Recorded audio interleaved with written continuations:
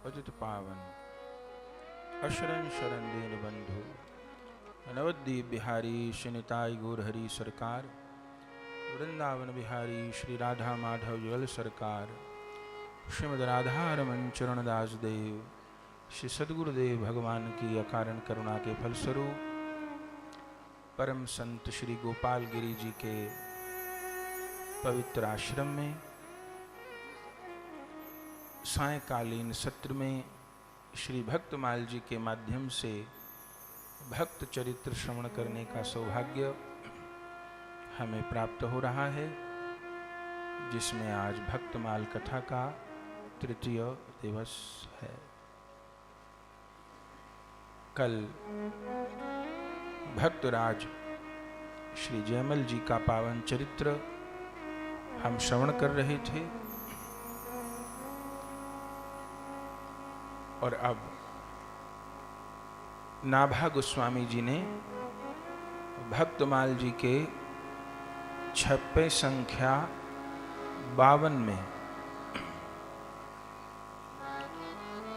चार भुजानाथ जी के भक्तों को स्मरण किया। उदयपुर के निकट कांकरौली, जहां द्वारिकाधीश जी विराजते हैं, और फिर उन द्वारिकाधीश जी से 10 मील पश्चिम में गणबोर नाम का स्थान है, जहां आज भी ठाकुर श्री चार भुजानाथ जी सुखपूर्वक विराज रहे हैं और वे राणाओं के ठाकुर कहे जाते हैं। और जो चार भुजानाथ जी हैं, आप सब इसी क्षेत्र के हैं, आप सबने दर्शन किया ही होगा। तो वे चार भुजानाथ जो ठाकुर हैं, वो पांडवों के समय के। ऐसा वर्णन है कि जब श्री कृष्ण इस धराधाम का त्याग करने लग गए, उस समय उद्धव जी से भगवान की वार्ता हुई और उद्धव जी को भगवान ने ज्ञान प्रदान किया और उद्धव जी को कहा कि अब मैं धराधाम का त्याग करूंगा और तुम धरा पर निवास करो। तो उद्धव जी उस समय परम व्याकुल हो गए और प्रभु को कहा, यदि आप अपनी लीला पूर्ण कर रहे हैं तो मैं भी अब धरा पर नहीं रहूंगा, मैं भी आपके साथ आपके नित्य लीला में चलूंगा। श्री कृष्ण ने कहा, नहीं उद्धव जी, आपको रहना होगा। उसके 2 कारण हैं। एक तो आपने ब्रजवास की वांछा की थी स्वयं राधा रानी से, तो अभी आपके ब्रजवास का जो संकल्प है वो पूर्ण नहीं हुआ। और दूसरा, मेरे लीला पूर्ण होने के पश्चात मेरे भक्तों को आपको मुझ तक पहुंचने का मार्ग बताना है, तो इस उद्देश्य से भी आपको रहना है। उद्धव जी ने कहा, मैं आपके बिना कैसे रहूंगा प्रभु। तब भागवत जी में ही वर्णन है कि उस समय श्री कृष्ण तेज रूप में भागवत जी में प्रविष्ट हो गए। तिरोधाय प्रविष्टोयम श्रीमद् भागवतार्णवम तेनेयम वांगमयी मूर्ति प्रत्यक्षा वर्तते हरे सेवनात् श्रवणात् पाठा दर्शनात् पापनाशिनी। तो भगवान तेज रूप में भागवत जी में प्रविष्ट हो गए और उद्धव जी को कहा, मैं भागवत जी के रूप में आपके पास रहूंगा और कलयुग में जो भी भागवत जी का आश्रय लेंगे उनके पास मैं भागवत जी के रूप में निवास करूंगा। ये भागवत जी मेरी शब्दमयी मूर्ति है। तो उद्धव जी को तो भगवान ने संबल दे दिया। फिर भगवान को अपनी द्वारिका लीला के 2 भक्तों की याद आई। उसमें एक तो पांडव और दूसरे सुदामा जी। उद्धव जी ने कहा, प्रभु मुझे तो राजी कर लिया आपने, पांडव आपके बिना कैसे जिएंगे? और एक भक्त सुदामा।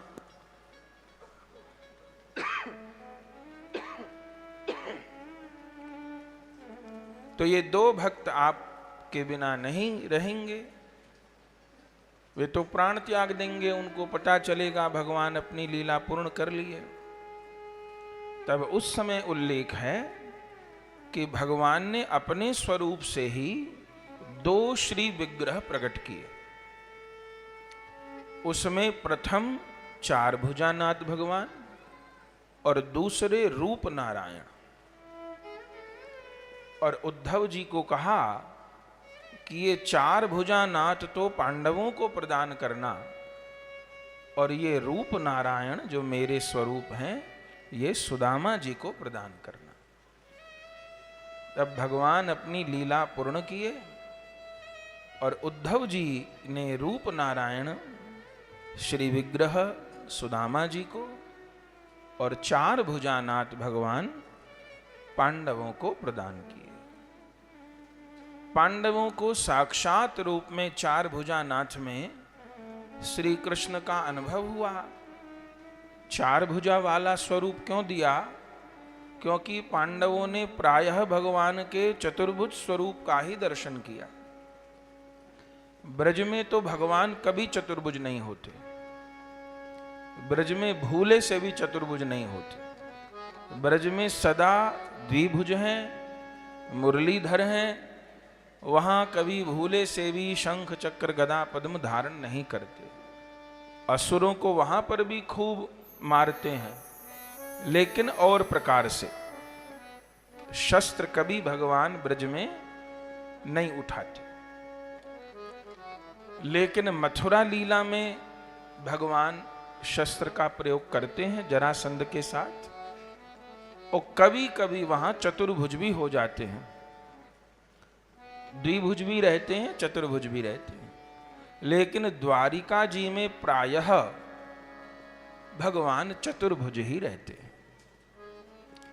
श्री कृष्ण की तीनों लीला नित्य है और तीनों लीलाओं के परिकर भी अलग अलग हैं। द्वारिका लीला के परिकर द्वारिका लीला का आस्वादन करते हैं, मथुरा लीला के परिकर मथुरा लीला का, ब्रज लीला के परिकर ब्रज लीला का। ब्रज लीला को सबसे अंतरंग माना गया है, क्योंकि वहां भगवान का शुद्ध माधुर्यमय रूप प्रकाशित होता है। पर तीनों ही लीला भगवान की नित्य है। द्वारिका लीला में भगवान का ऐश्वर्यमय रूप है। पांडवों ने भगवान की ब्रज लीला तो देखी नहीं, भगवान की मथुरा लीला का भी बहुत दर्शन नहीं हुआ, भगवान की द्वारिका लीला देखी। और भगवान बार बार द्वारिका से हस्तिनापुर आते रहे, इंद्रप्रस्थ आते रहे। तो वही स्वरूप ठाकुर जी के एक रूप में भक्त की आसक्ति हो जाती है। सारे रूप ही भगवान के सत्य हैं। इसका अर्थ ये नहीं कि हम जिस रूप को मानते हैं तो दूसरे रूप को हम कम कहने लग जाएं, ये उचित नहीं है।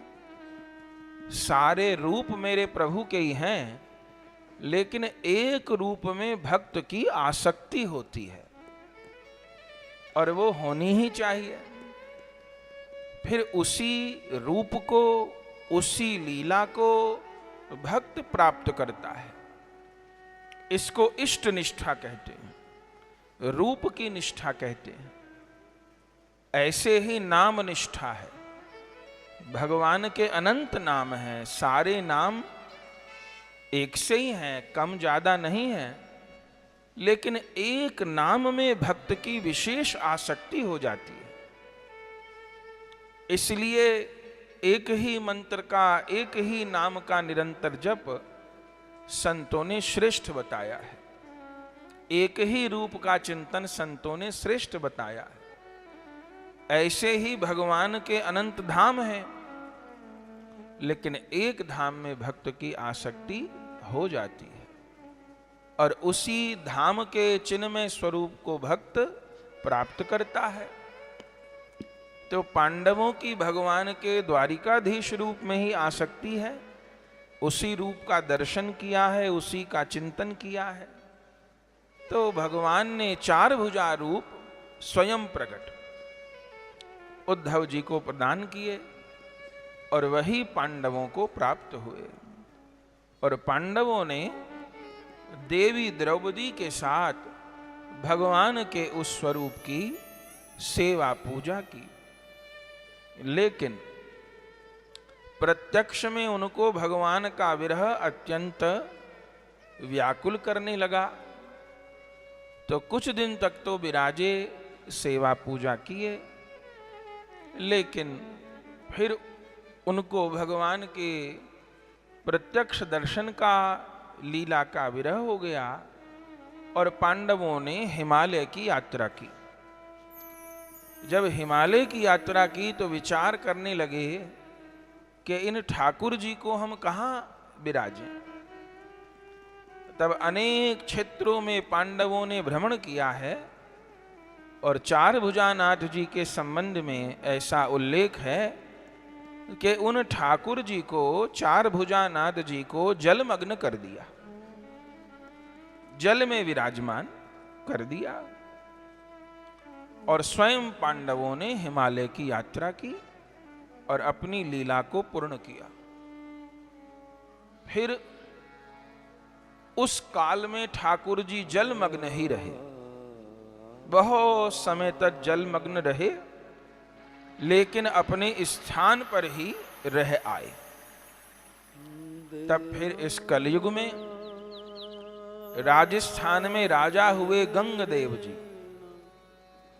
ठाकुर जी ने उनको स्वप्न दिया और आज्ञा की कि मैं पांडवों के द्वारा सेवित 4 भुजानाथ हूं, अब मेरा प्रकाश करो, मेरे मंदिर का निर्माण करो और मेरे सेवा की समुचित व्यवस्था करो।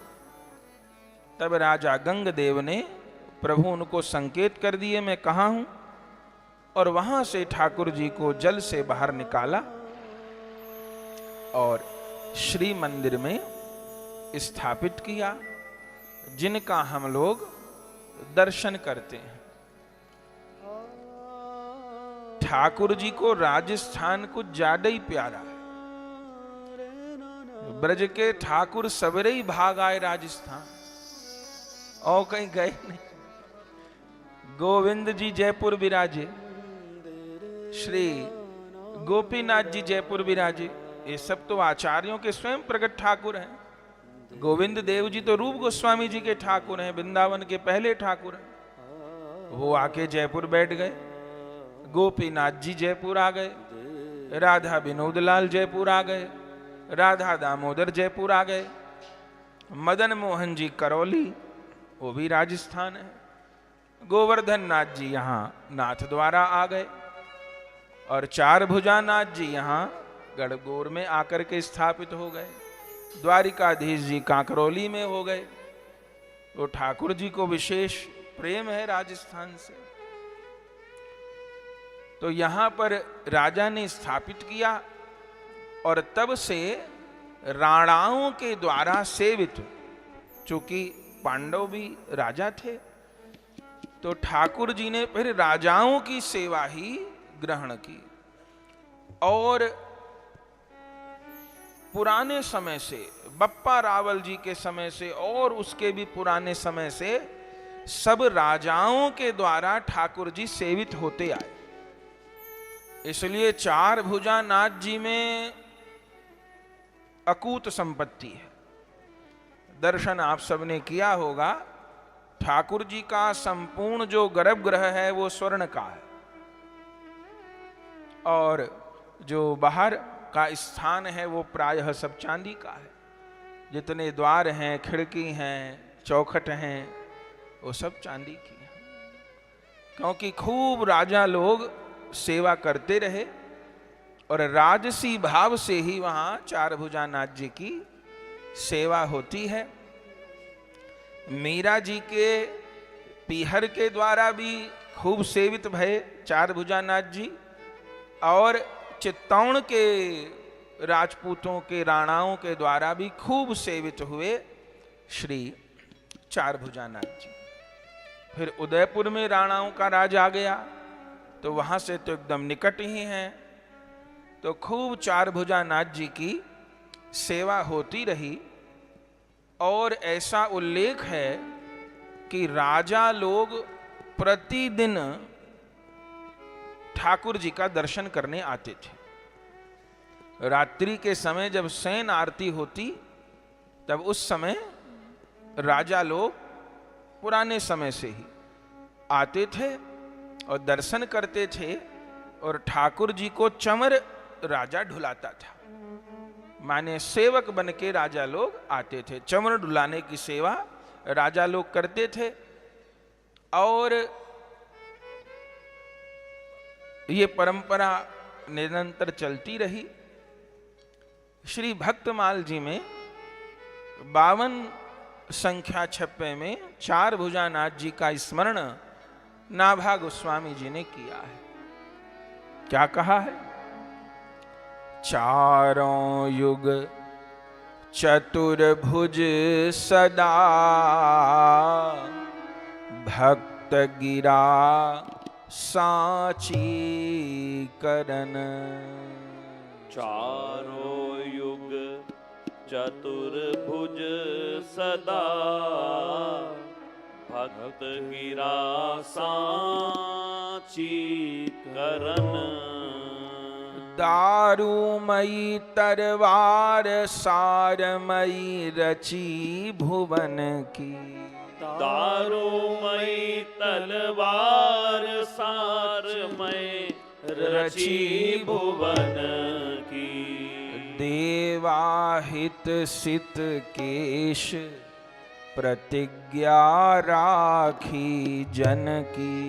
देवाहित सित केश प्रतिज्ञा राखी जन की। कम भुज के कपि चारु चिताजू काष्ठ जुल्याए।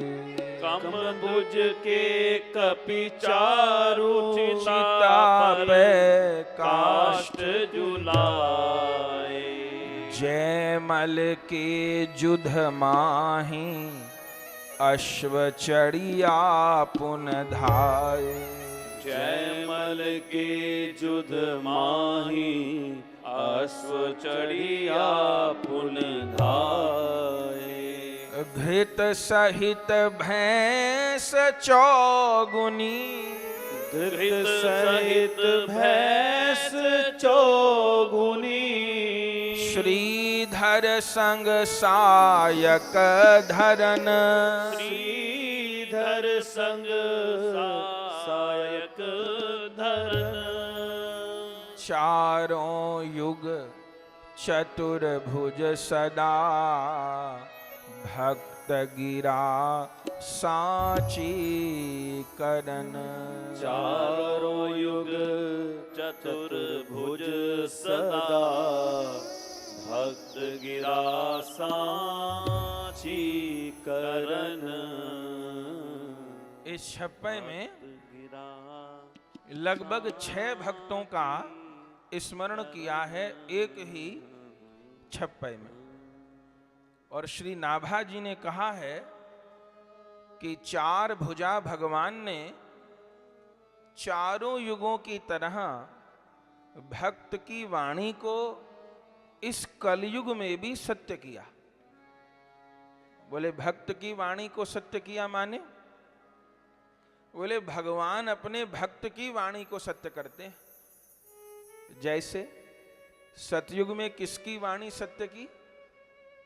प्रहलाद जी की। प्रहलाद जी के पिता ने यही तो पूछा कि क्वासो यदि स सर्वत्र कस्मात स्तंभे न दृश्यते। तू कहता है भगवान सब में है, तो इस खंबे में क्यों नहीं दिखते? प्रहलाद जी ने कहा इस खंबे में भी हैं, और जैसे कहा इस खंबे में हैं, और जब हिरण्याकश्यप खंबा फोड़ने को तैयार हुआ तो भागवत जी में ये नहीं लिखा कि हिरण्याकश्यप को मारने के लिए नरसिंह प्रकट हुए, ये नहीं लिखा। आप पढ़िए सप्तम स्कंध में क्या लिखा है। लिखा है सत्यम विधातुम निज भृत्य भाषितम, सत्यम विधातुम निज भृत्य भाषितम, व्याप्तिं च भूतेषु अखिलेषु चात्मना, व्याप्तिं च भूतेषु अखिलेषु चात्मनः, अदृश्ययत् अति अद्भुत रूप मुद्वहन्, अदृश्ययत् अति अद्भुत रूप मुद्वहन्, स्तंभे सभायां न मृगं न मानुषम्, स्तंभे सभायां न मृगं न मानुषम्। सुखदेव जी कहते हैं सत्यम विधातुम निज भृत्य भाषितम, अपने भक्त की वाणी को सत्य करने के लिए ठाकुर जी खंबे से प्रकटे। बोले हिरण्याकश्यप को तो 10 तरीके से मार सकते थे, केवल हिरण्याकश्यप के लिए नरसिंह बने ऐसी बात भागवत जी में नहीं लिखी। हिरण्याकश्यप को तो कैसे भी मार देते, लेकिन चूंकि प्रहलाद जी ने इशारा कर दिया कि इस खंबे में भगवान है, तो प्रहलाद जी की बात झूठी ना हो जाए, इसके लिए उस खंबे से गोविंद प्रकट हो गए। भक्त गिरा सांची करन। तो सतयुग में भक्त की वाणी सत्य की और सब भक्तों की भी की, पर प्रहलाद जी मुख्य हैं। त्रेता में कौन भक्त की वाणी सत्य की? त्रेता में मतंग ऋषि जी की वाणी सत्य की, और भी भक्तों की। मतंग ऋषि जी क्या कहे? शबरी जी शरण में आए, चरित्र आप सबने सुना होगा, न सुना हो तो सुन लीजिएगा, अद्भुत है शबरी चरित्र। तो 16 बरस की शबरी सब कुछ छोड़ के गुरुदेव की शरण में आ गई। तब गुरुदेव जिस दिन शबरी जी की दीक्षा हुई, उसी दिन मतंग जी के शरीर छोड़ने का समय आ गया। वैकुंठ से उनको लेने विमान आ गया। तब शबरी जी चरण पकड़ के रोने लगी कि मेरा तो आज ये भक्ति के विद्यालय में दाखिला हुआ है और आप मुझे छोड़कर जा रहे हैं, तो मैं कैसे जीवन निर्वाह करूंगी।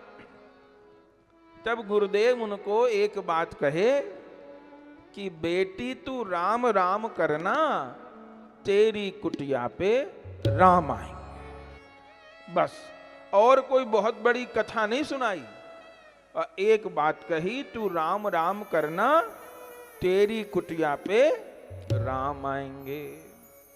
तो जब भगवान पधारे तो गोस्वामी जी क्या लिखे? शबरी देखी राम गृह आए, मुनि के वचन समुझ जिय भाए। जैसे भगवान को आते देखा, शबरी जी का चरित्र बड़ा विलक्षण चरित्र, लेकिन जैसे श्री राम को आते देखा तो शबरी जी को क्या याद आया? बोले शबरी देखी। एक दिन 2 दिन में नहीं आ गए, कितने दिन में आए आप जानते हैं? पद्म पुराण में लिखा है 10,000 बरस बीत गए थे। शबरी जी तो त्रेता के आदि की है ना। शरीर जर्जर हो गया शबरी जी का। प्रतिदिन भगवान की बाट देखना, प्रतिदिन फूल बिछाना रास्ते में, भगवान के लिए फल लाना, राम राम करना, भगवान की बाट देखना। ये करते करते जिंदगी बीत गई और फिर भगवान पधारे, जबकि सीता जी का हरण हो चुका था। जाना कहीं और था और जाने कहीं और लगे। पहले तो सिया सिया कह करके रो रहे थे, जानकी जी का हरण हो गया था, लेकिन शबरी के आश्रम परिधि में पहुंच के भाई रघुनंदन की दशा कुछ अजबरी। पूछे रघुवर जी कहां मेरी शबरी, सिया सिया छोड़ के शबरी शबरी शबरी शबरी पुकारने लगे। और शबरी ने देखा भगवान को आते, तो क्या हुआ? बोले शबरी देखी राम ग्रह आए। तो क्या हुआ? उसी समय मुनि के वचन समुझ जिय भाई। जैसे भगवान को देखा तो शबरी के मन में क्या आ रहा है? ये नहीं आ रहा कि मुझे नाम जपते इतने दिन हो गए तो भगवान आ गए। नाम जाने कौन कौन जप रहे थे। अगस्त जी तो लाखों बरस तप किए थे, सुतीक्षण जी तो हजारों बरस, कितने लाख बरस तप किए, सबके यहां गए खबर नहीं। लेकिन मेरे यहां आए हैं, मैं तो अधम ते अधम, अधम अति नारी, तिनमह मैं मतिमंद अघारी, मैं तो सब प्रकार से निकृष्ट हूं। पर क्यों आए हैं? बोले मुनि के वचन समुझ जिए भाई, मेरे गुरु के वचन सत्य करने के लिए ठाकुर जी पधारे। भक्त गिरा सांची करन, भक्त माल का सिद्धांत है। तो त्रेता में मतंग जी का वचन सत्य करने के लिए भगवान पधारे, और द्वापर में तो जाने कितनों का वचन सत्य किया भगवान ने। अरे भक्त का वचन सत्य करने के लिए अपना वचन सत्य कर दिया। बलिहारी भीष्म जी प्रतिज्ञा किए कि भगवान से शस्त्र उठवा के रहूंगा, और भगवान प्रतिज्ञा किए कि मैं नहीं उठाऊंगा। अब भक्त भगवान दोनों के वचन आमने सामने आ गए। अब एक का तो टूटेगा, जब दोनों के आमने सामने आ गए तो ठाकुर जी क्या किए? बोले भक्त गिरा सांची करन। गिरा माने वाणी, गिरा माने होता है वाणी। तो भक्त का वचन सत्य किया, अपना वचन पीछे कर दिया। भक्त की वाणी भगवान असत्य नहीं होने देते।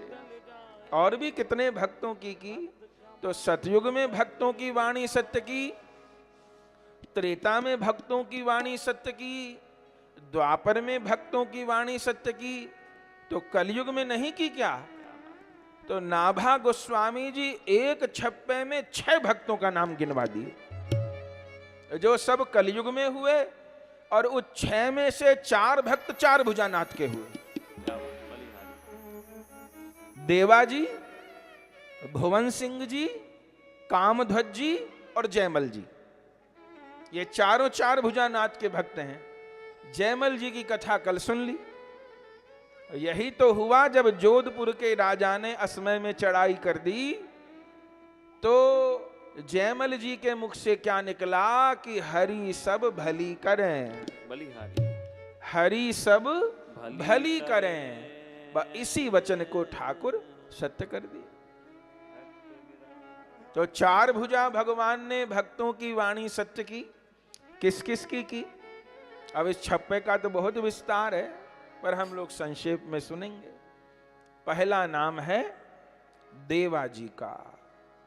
देवा हित सित केश प्रतिज्ञा राखी जन की। ये कथा आप सबने ही सुनी है। देवा जी नाम के सेवक 4 भुजानाथ की सेवा में रहते थे, वृद्ध थे, और 4 भुजानाथ जी की खूब प्रेम से सेवा होती है। मंगला से लेके सैन पर्यंत खूब सेवा होती है, अभी भी, पहले भी होती थी। तो वो देवाजी नाम के संत सेवा में रहते थे और आज भी उनके वंशज सेवा कर रहे हैं। तो गुर्जर वंश के द्वारा वहां सेवा हो रही है, आज भी सेवा उनके वंशज कर रहे हैं। तो ये बात तो बहुत वर्षों की हो गई। राणा जो उस समय के थे उदयपुर के, वे प्रतिदिन दर्शन को जाते थे और प्रतिदिन वहीं शयन के समय जाते थे और ठाकुर जी को शयन आरती में चमर करते थे। और फिर जब शयन हो जाता था तो जो देवाजी थे सेवक, वे ठाकुर जी के गले की प्रसादी माला और प्रसाद राणा को आकर देते थे। ये प्रतिदिन का नियम था। ठाकुर जी के कंठ की माला और प्रसाद नियम चल रहा था। लिखा है एक दिन राणा जी को आने में देर हो गई। देवाजी ने बाट देखी, लेकिन राणा जी ने कहलवा रखा था कि मेरी वजह से कभी ठाकुर जी की सेवा में ऊपर नीचे नहीं करना है। हम राजा पीछे हैं, ठाकुर जी के सेवक पहले हैं। बलिहारी। तो किसी दिन देर हो गई तो प्रभु की सेवा में कोई व्यवधान ना आए। तो देवाजी ने बाट देखी थोड़ी 2, 4, 5 मिनट, फिर देखा कि लगता है आज तो राजा साहब नहीं आने वाले। तो उन्होंने शयन आरती कर दी।